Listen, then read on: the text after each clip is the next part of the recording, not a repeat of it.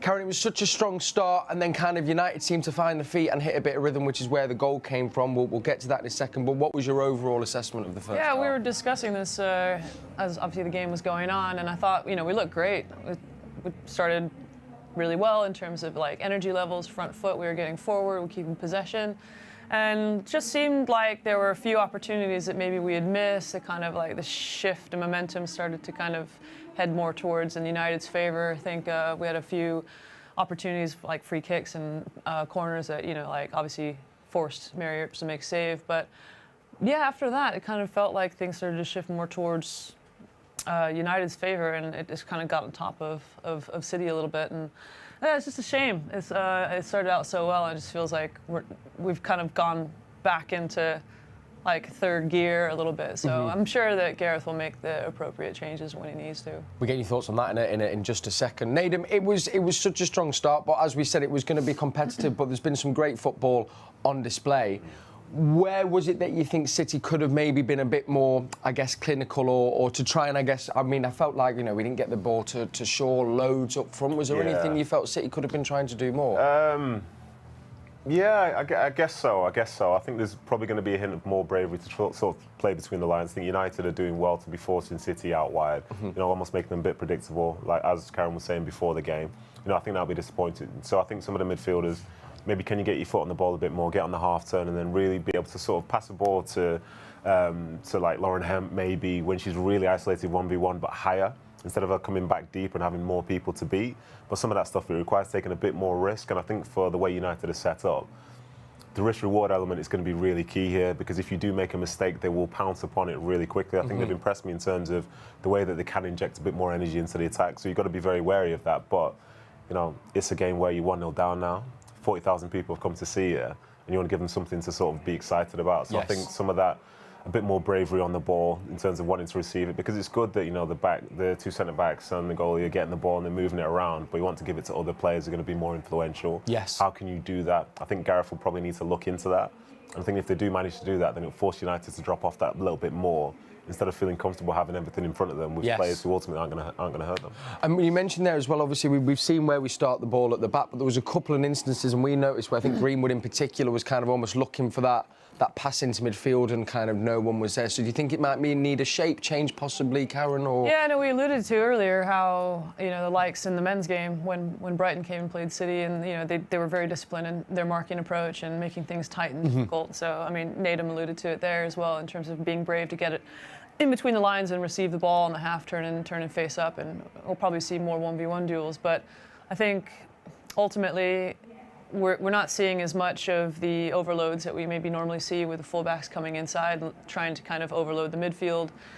So I imagine we'll kind of see more hints of that, trying to understand all right, how do we get our wide players on the ball more? How do we get more support? How do we get Bunny higher up the pitch? Because I mean, it's evident that United have done their homework. They know that we want to get balls in the box. We want to be, having 1v1 duels along the touchline. But it just seems as though the first and second balls aren't kind of falling in our favor. So if that suggests that maybe there's more space appearing, we just need to kind of make sure that we're getting closer and higher up the pitch to kind of support the play in the final third. When we're looking at the Manchester United goal, Nedum, I mean, I think, United, it was a lovely passage of play, but probably do you feel that maybe City could have tried to stop the ball getting there before it did? Yeah, as you look back at every goal, there are probably a million things which you think you'd like to do better. Yeah. But I think you will be disappointed when someone is essentially having a free shot just right in front of your goal. How does that come to be? Sometimes you can say it's little deflections and so on and so forth, but I don't necessarily think that's the case for this one, so there is a level of disappointment that comes with that. But I think overall, they defended pretty well. They've had bodies in there, but there's a difference between having a body there but then having somebody who's actually impacting the game. Don't be passive. If somebody's there, go up to them, go and try and affect them, because otherwise you could get cut apart, and that was kind of the case for that goal there. I mean, it kind of all started here on the right, didn't it, Karen? And then where was the kind of, because it did just seem to suddenly open up for them. Yeah, I think obviously they're looking at Leah Galt, and she's going to be a willing runner for United. And like I said in the beginning, she'll just bring that physicality, and she'll bring those kind of situations where if you get the ball stuck under your feet, she's going to nick it off you. And if you commit yourself as a defender, you've sold yourself short, you know. So I think there were a few situations where we've been a bit sloppy with balls into the midfield, a few turnovers, and I think that's when that, I don't know if it was doubt or what it was, we just had a moment where something kind of crept in, and then United kind of took advantage of that.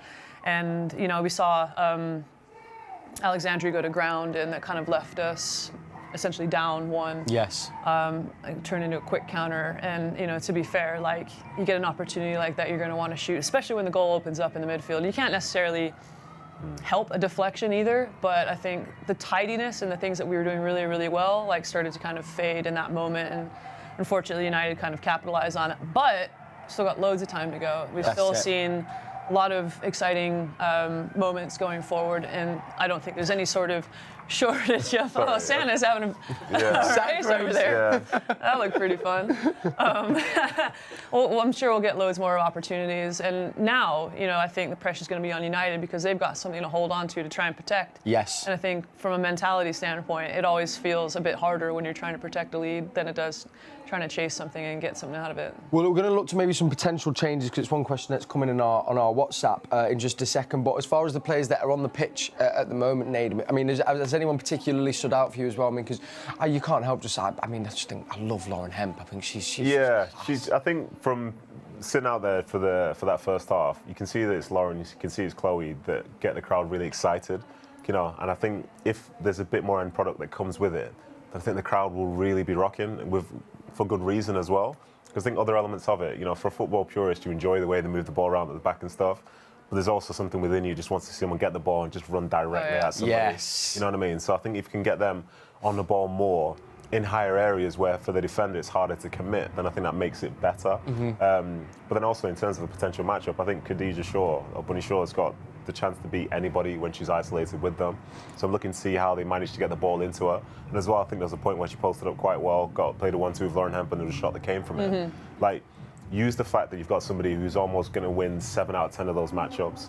So, you know, as I say, you might not notice it too much, but the moment there's an opportunity, I think she'll pounce upon it. Yes. I'm looking forward to seeing that in the second half. Well, we saw it a couple of times, didn't we? Where I think, and even in them first 10 minutes when we got the free kick, the way she held up the defender and then rolled. So it does feel like she's got the beating of United centre halves. I mean, she's definitely going to ask a lot of questions of them, and she is like so strong physically, and we've seen her do both sides of the ball as well. So they're going to, you know, have that thought in the back of their minds about playing quickly. But I mean, she poses a massive threat, you know, off the shoulder, like what she can do. She can either get slid in behind or hold up. It's the support play, you know, like what does that look like? And, you know, this is Lauren Hemp's first start, I think, since she's been back injured. So, you know, what kind of minutes does she have in her legs? You know, like, what are those substitutions? Are they going to be substitutions? What does that look like? I wouldn't be surprised if Rasso comes on for Lauren Hemp, just because, I mean, this is a big game. She's just come off a pretty big injury. So it'll be interesting to see what that looks like. But, yeah, I just feel like we just need a bit more belief, a bit more intent, and maybe, you know, just mix it up a little bit. It seems like it's become a bit predictable. Yeah. I wondered Gary, then so, but maybe Rasso. But was there anyone else there that you'd look to on the bench that you could see maybe Gareth Taylor looking to try and mix it up with? I think in terms of maybe getting hold of like the midfield and winning kind of that duel, I wouldn't be surprised maybe if we do see Engdahl come on at some point, just in terms of like her intent in getting forward and just kind of like securing the ball in midfield a little bit more. But yeah, it's to be honest, I mean, it's not necessarily like the level of the talent on the pitch. Is more of like the concentration, the moments, the managing that, the technical execution. So yeah, I'm sure we'll see some changes. But yeah, I mean, look at this squad. Anyone could come on and inject something, you know, and some pace, or whether it's, you know, physical or whether it's technical. I mean, like, Julie's been great in the run up to this game. Maybe she'll get some minutes. Like I said, I'm quite surprised that we haven't seen Esme, so I don't know if there's like an injury question there. And, you know, as the game goes on, if Bunny's struggling, we might see Mary Fowler come on. So yeah, there's lots of options there. Nedum, you went and sat out there just because we've been talking about, of course, the record-breaking attendance here today. How is it out in the it's great. in the stadium? Yeah, it's great. It's absolutely fantastic. And, you know, my friends that I'm with out there, they're saying, there's so many people here, aren't there? I'm like, yeah, this is a big deal. And to put it into context as well, I was going to say it in the first part of the show, there are lots of people who I call my peers who never play in a crowd this big. you know, this is a special occasion, not just because it's a derby, but like the fact that this many people turn up to such a big game, which you're a part of. So, you know, it's good. It's a good atmosphere. Annoyingly, like, there were quite a few people celebrating when United scored, and they are trying to stay low key. But when the moment came, they couldn't hide anymore. But hopefully, they're very quiet for this next 45 minutes. Yeah, we need to give them something to cheer about. Yeah, I mean, we can see there's Esme as well. She's making her way back to the bench. Of course, she's been on the show a few times as well, so it'd be nice to see if she makes an appearance. I just wondered, Karen, what do you think will have been said in that dressing room and at half time? You know, you've been in there as well. Who are the voices? I think obviously Gareth would have been encouraging the start. And I think he would have been, you know, asking the girls, like, what were they thinking? Why have we moved away from that? Like, let's get back to basics. But then also, you know, like, let's put the ball in our court. Let's start asking more questions of United, you know, like, just kind of taking them into uncomfortable positions, trying to see where we can overload them and get more opportunities.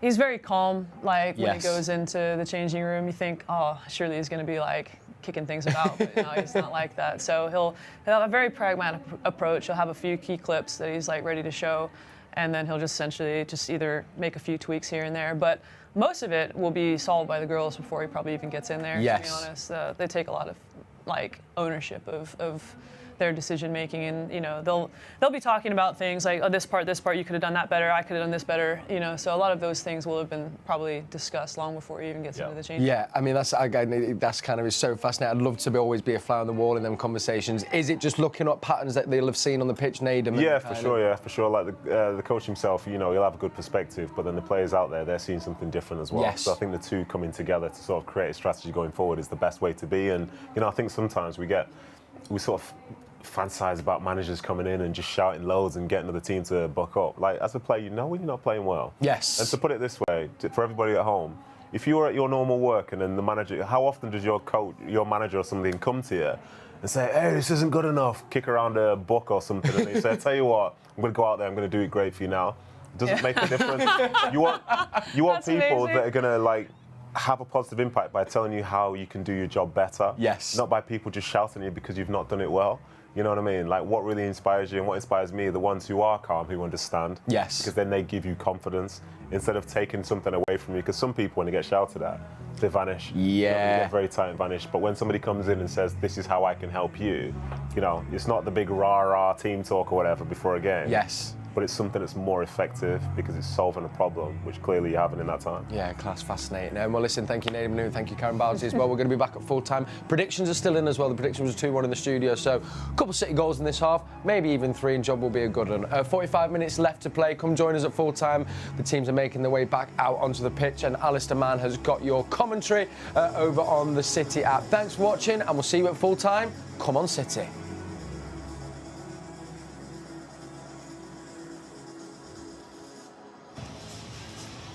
Welcome back to the Etihad Stadium as the City players make their way out onto the Etihad Stadium pitch, trailing by 1-0, and in reality, United were decent value for